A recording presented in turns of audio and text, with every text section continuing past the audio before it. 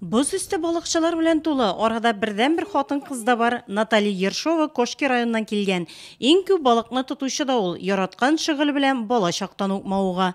В детстве жили в деревне. Бала чакта авылда яшәде, елга бар иде. Гаиләдә 6 бала үстек. Бабай өйрәтте барыбызны да балык тотарга. Кияүгә чыктым. Гомерем буена балык тотам. Хәзер ял көннәрендә нигездә ял итәбез, балык тотабыз. Күңелгә рәхәт бирә торган мизгел ул балык тоту процессы ди Наталья. Бүген аның тоткан балыклары ваграк, зурлары да эләккәне бар. Самая большая. Иң зур балык спиннingка эләкте 7 килограммда 800 грамм. Балык тотканда давление нормальләшә, утырасың, ял итәсең, телевизор карап борчыласың гына, ә биредә сау һавада барсын да онытасың.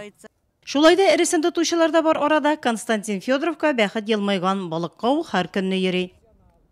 В основном вот это вот подлещик, густерка. Нигездә густера, корбан балыгы эләгә. Анысы да һәр көнне түгел, ял итү, сәламәтлек өчен тотабыз балыкны. Здоровье.